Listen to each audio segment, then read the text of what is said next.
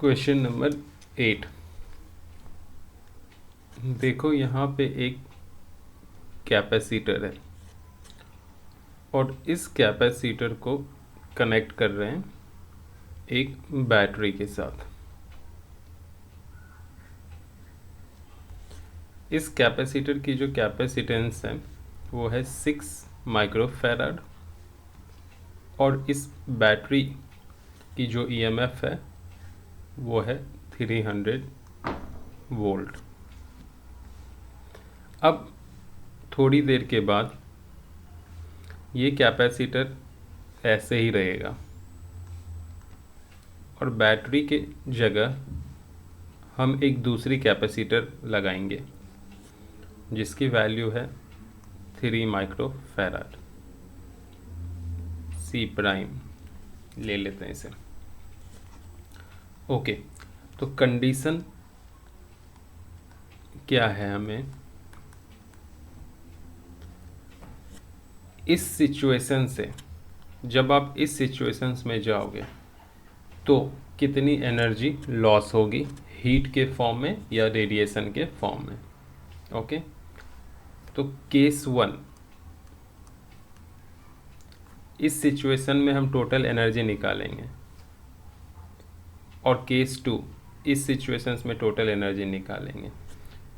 फिर इसके एनर्जी से इसके एनर्जी को सब्ट्रैक्ट कर देंगे, जो वैल्यू मिलेगी वही आंसर होगी। तो केस 1 डील करते हैं इस सिचुएशन को।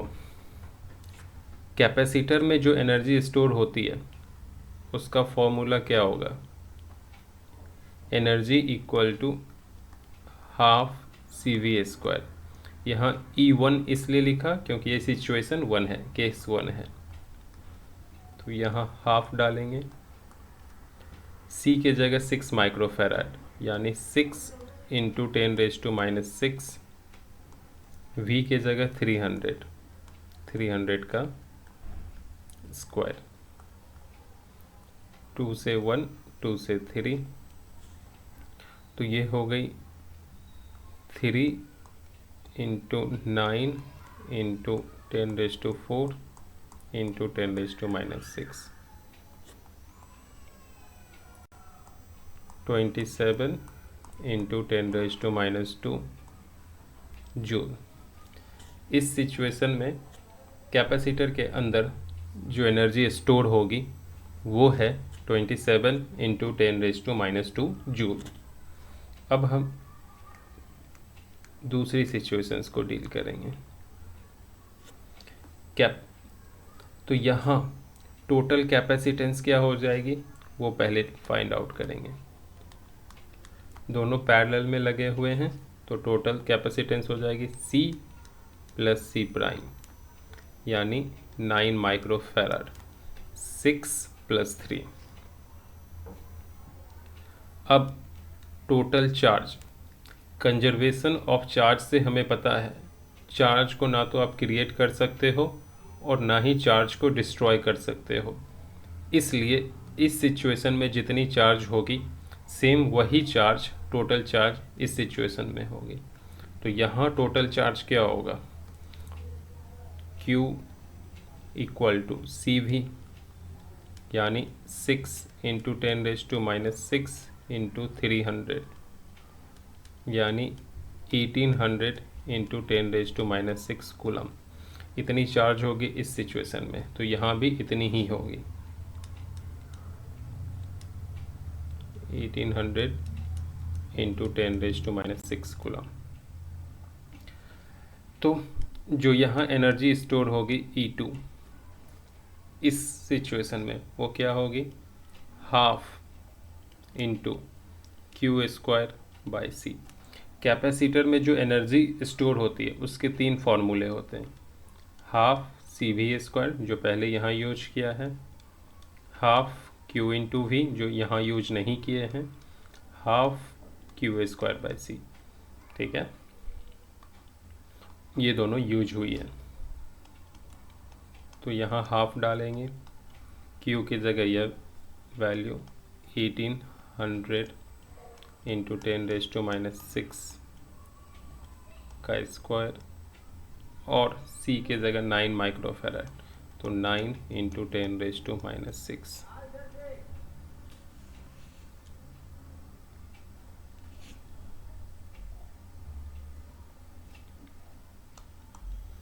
ये हो गई half 1800 into 1800 into 10⁻12 upon 9 into 10⁻⁶। 9 टू जा क्या होती है 18, और 18 से ये 100 टाइम्स में कैंसिल होगी। तो इसको जब आप सॉल्व करोगे तो आएगी 18 इंटू 10⁻² जूल। क्लियर। तो अब जो लॉस होगी, लॉस इन एनर्जी या लॉस ऑफ एनर्जी,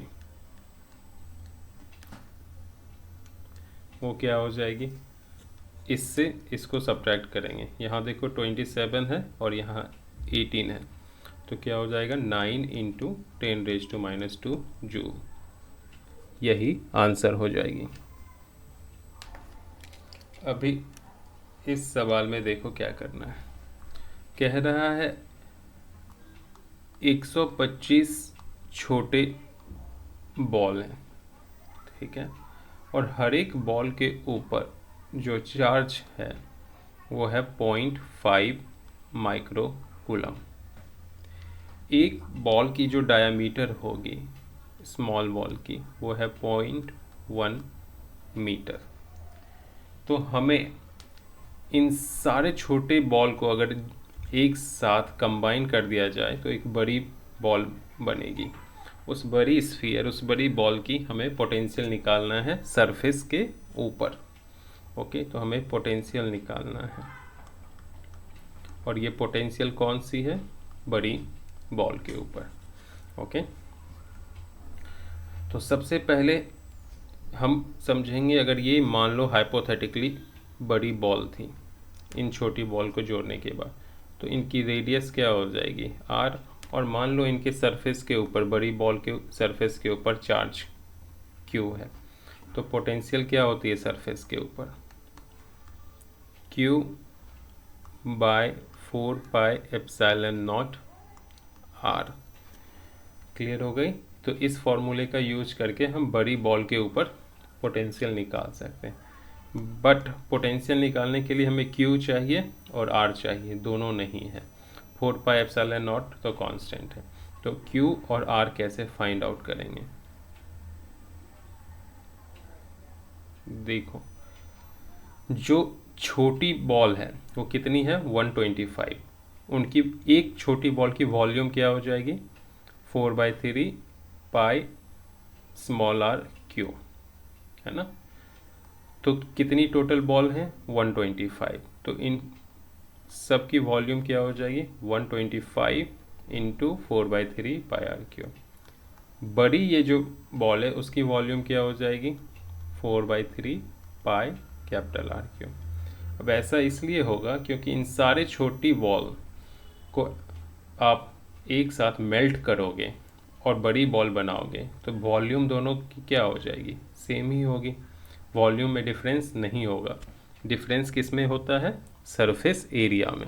ओके, ना ही वॉल्यूम में डिफरेंस होगा और ना ही उनके मास में डिफरेंस होगा। मास भी सेम होगी, वॉल्यूम भी सेम होगी।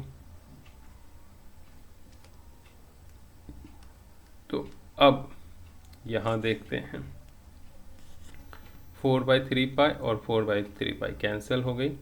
125 को हम 5 का क्यूब लिख सकते हैं, और ये स्मॉल r का क्यूब, और ये हो गई कैपिटल R का क्यूब। तो इससे हम कैपिटल R का क्यूब 5 इंटू स्मॉल r का होल क्यूब लिख सकते हैं। तो हमें क्या मिल गया, capital R equal to 5 into small r। अब स्मॉल डायामीटर 0.1 है, तो R क्या हो जाएगी 0.1/2। क्लियर हो गई। तो ये हो गई 5.1 यानी 0.5/2। तो जो रेडियस हो जाएगी वो हो जाएगी 0.5/2 यानी 5/20 यानी 1/4 मीटर। क्लियर हो गया।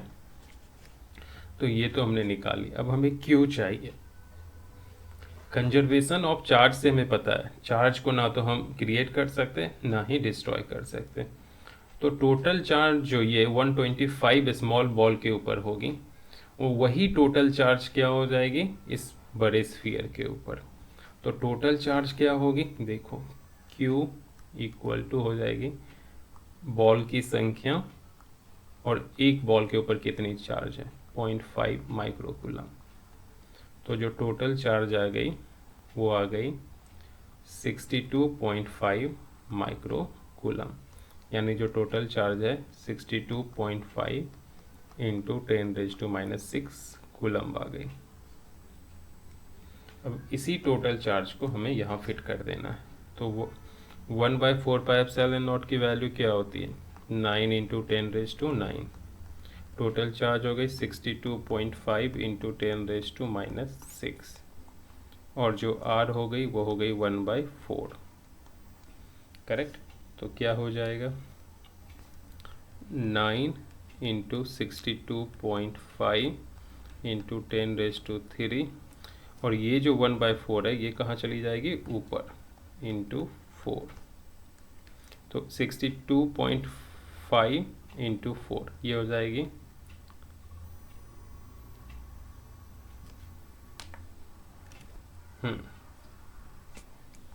तो ये हो जाएगी कितनी 250 हो जाएगी। इसको इससे मल्टीप्लाई करेंगे तो, और इसको इससे मल्टीप्लाई करेंगे तो 2250 इंटू 10⁻³ हो जाएगी। अगर हम यहाँ पे डेसिमल डालें इस पॉइंट पे तो हमें 1 2 3 तीन और एक्स्ट्रा ऐड करना पड़ेगा। तो 2.25 इंटू 10⁻6 वोल्ट यानी 2.25 मेगा वोल्ट, इतनी पोटेंशियल होगी इनके सरफेस के ऊपर। अब इस सवाल को देखो, देखो ये सवाल क्या रहा है। यहाँ एक कैपेसिटर है और इस कैपेसिटर को कनेक्ट कर रहे हैं एक वोल्टेज सोर्स से यानी बैटरी से। करेक्ट। ये जो कैपेसिटर है ये पैरेलल प्लेट कैपेसिटर है और इस प्लेट की एरिया जो गिवन है वो कितनी है 6 इंटू 10⁻³ मीटर स्क्वायर। और दोनों प्लेट के बीच की जो सेपरेशन है, ये जो सेपरेशन है स्मॉल d वो देखो कितनी है 2 मिलीमीटर। 2 into 10⁻³ metre. करेक्ट। तो पहला सवाल जो हमें निकालना है बस इन्हीं दोनों का यूज करना है। तो पहला सवाल कह रहा है कैपेसिटेंस क्या हो जाएगी। तो कैपेसिटेंस के लिए क्या फॉर्मूला यूज करते हैं, ε0 A/d और ε0 की वैल्यू होती है 8.85 इंटू 10⁻12। तो फर्स्ट तो ये हो गई। अब दूसरे सवाल को समझते हैं। इनके ऊपर चार्ज क्या होगा। तो चार्ज के लिए हम यूज करते हैं कैपेसिटेंस इंटू पोटेंशियल डिफरेंस, और जो पोटेंशियल डिफरेंस है बैटरी की वो है 100 वोल्ट, है ना, जो बैटरी पोटेंशियल डिफरेंस देगी। तो यहाँ से V डालोगे और यहाँ से C0 डालोगे तो चार्ज मिल जाएगी। अब थर्ड सवाल क्या कह रहा है, थर्ड कह रहा है इस कैपेसिटर के अंदर एक डाइलेक्ट्रिक डाल देनी है। तो ये डाइलेक्ट्रिक डालेंगे जिसकी डाइलेक्ट्रिक कांस्टेंट कितनी है 6 है। अब एक बात ध्यान रखना, ये जो डाइलेक्ट्रिक है इसकी थिकनेस दी है 2 मिलीमीटर और कैपेसिटर के बीच में जो सेपरेशन है वो भी क्या है 2 मिलीमीटर। तो यहाँ जो डाइलेक्ट्रिक है ये पूरी की पूरी कैपेसिटर के बीच की स्पेस को फिल कर देगा, अच्छी तरह से भर देगा। इसलिए जो न्यू कैपेसिटेंस हो जाएगी C प्राइम वो के टाइम सी नॉट हो जाएगी। पहले जो आपने निकाला है उसको डाइलेक्ट्रिक कांस्टेंट से मल्टीप्लाई कर दोगे। सवाल ये भी कह रहा है कि ये जो डाइलेक्ट्रिक हम डालेंगे उस समय यहाँ जो बैटरी है इसको रिमूव नहीं करेंगे, मतलब पोटेंशियल जो थी उसको ध्यान में अभी भी रखना ही है। समझ में आया? तो जैसे ही आप इसको डालोगे तो नई जो चार्ज होगी वो निकालना है सी प्राइम, ये जो नया कैपेसिटेंस निकाले हो, और इसके जो वोल्टेज हैं उससे मल्टीप्लाई करके, तो आपका ये आंसर आ जाएगा। करेक्ट। अब क्वेश्चन नंबर 13 करेंगे। तो देखो क्वेश्चन नंबर 13 क्या कह रहा है। यहाँ पे इस अरेंजमेंट पे आपको फोकस करना है। ये जो अरेंजमेंट है इसमें 3 कैपेसिटर सीरीज में लगे हुए हैं, ऐसा कंसीडर कर लो। यहाँ से यहाँ तक एक कैपेसिटर, यहाँ से यहाँ दूसरा, और यहाँ से यहाँ तीसरा। तो इसको अगर हम ड्रॉ करें तो कुछ इस तरह से, ये एक कैपेसिटर हो गई, ये दूसरी कैपेसिटर हो गई, ये तीसरी कैपेसिटर हो गई, और सब के अंदर क्या है, डाइलेक्ट्रिक है।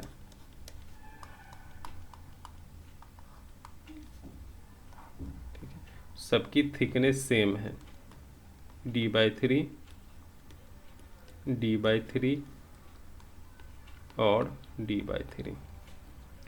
तो ये जो कैपेसिटर है ना, पहला ये जो C1 मान लो, C1 की कैपेसिटेंस क्या होगी, K epsilon naught A by d/3, और K की वैल्यू कितनी है, 1। एक्चुअली कॉमन फार्मूला क्या होता है, K एप्सिलॉन नॉट A/d, है ना। तो ये फार्मूला 3 बार यूज करेंगे, तो K यहाँ 1 है, तो ये क्या हो गई, 3 एप्सिलॉन नॉट A/d। C2 क्या आ जाएगी, देखो K की वैल्यू कितनी है, 3 एप्सिलॉन नॉट A/d/3, तो ये हो जाएगी 9 एप्सिलॉन नॉट A/d। इसी तरह C3 क्या हो जाएगी, 6 है K की वैल्यू, तो एप्सिलॉन नॉट A/d/3, तो ये हो जाएगी 18 एप्सिलॉन नॉट A/d। अब ये तीनों क्या है, सीरीज में है, तो नेट कैपेसिटेंस 1/c क्या हो जाएगा, 1/c equal to 1/c1 plus 1/c2 plus 1/c3। तो 1/c1 करेंगे तो ये रेसिप्रोकेट हो जाएगी, यानी क्या हो जाएगा, d/3 एप्सिलॉन नॉट A, फिर हो जाएगा d/9 एप्सिलॉन नॉट A, फिर हो जाएगा d/18 एप्सिलॉन नॉट A। d/एप्सिलॉन नॉट A कॉमन ले लेंगे, तो यहाँ 1/3 प्लस 1/9 प्लस 1/18, तो ये हो जाएगा d एप्सिलॉन नॉट A। इन सबको ऐड करोगे तो 1/2 आएगा। तो आंसर क्या हो जाएगा, अब इसको रेसिप्रोकेट करनी पड़ेगी, c इक्वल टू हो जाएगा 2 एप्सिलॉन नॉट A/d। क्लियर हो गया। अब ये वाला सवाल कैसे करोगे, यहाँ देखो ये दोनों क्या हैं, सीरीज में हैं, तो पहले इनको सॉल्व कर लोगे। क्लियर। तो इन दोनों का जो भी नेट कैपेसिटेंस आएगा वो इनके साथ क्या करोगे, पैरेलल में कनेक्ट कर दोगे, यानी ये जो अरेंजमेंट बनेगा कुछ इस तरह से बनेगा। ये एक कैपेसिटर है और यहाँ 2 कैपेसिटर हैं, ये कुछ इस तरह से कनेक्टेड है। आ गया। तो ये आपको सॉल्व कर लेनी है। ये प्लेट की एरिया सेम है तो मैं एरिया सेम दिखा देता हूँ। ये जो कैपेसिटेंस मान लो ये है हमारा C1, ये है C2 और ये है C3। C2 की वैल्यू क्या होगा, K epsilon not A/d formula use करेंगे। K कितनी है, 3 एप्सिलॉन नॉट A कितनी है, A/2, और D कितनी है, D/2। करेक्ट। तो 2 कैंसिल हो जाएगा, ये हो जाएगी 3 एप्सिलॉन नॉट A/d। यहाँ K कितनी है, C3 क्या हो जाएगी, K है हमारी 6, तो ये हो जाएगी K यानी 6 एप्सिलॉन नॉट A कितनी है, A/2, डी कितनी है, डी बाई टू, टू और टू कैंसिल, तो ये हो जाएगी 6 epsilon naught A by D.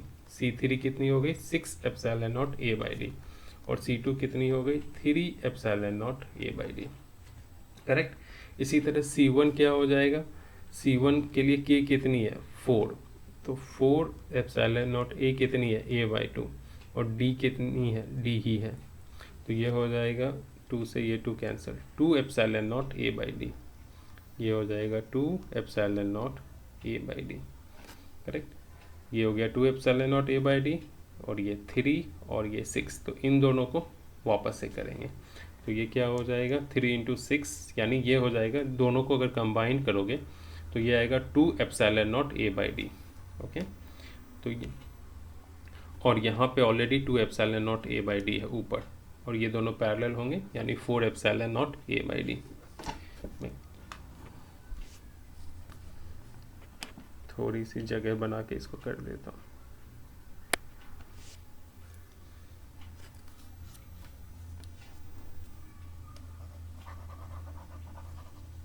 बाकी सबको मैं इरेज कर रहा हूँ।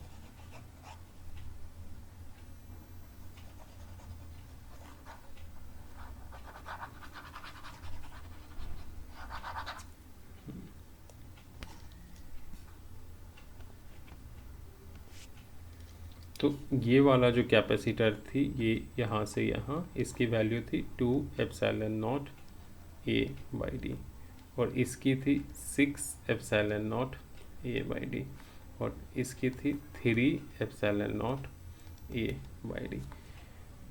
तो हम इसको और इसको कंबाइन करेंगे तो क्या होगा, हमें मिलेगा 1 बाई सी प्राइम, ये हो जाएगा d by 6 epsilon naught A, और ये हो जाएगा d by 3 epsilon naught A. तो d by epsilon naught A common लेंगे तो 1 बाई 6 प्लस 1 बाई 3, इसको सॉल्व करेंगे तो 1 बाई 2 आएगा, तो ये d by epsilon naught A 2, यानी सी प्राइम आ गई 2 epsilon naught A by d. Correct. इन दोनों को सॉल्व करने के बाद इतनी आई, ऊपर वाली इतनी है, दोनों को ऐड करोगे तो 4 epsilon naught A by d आ जाएगी।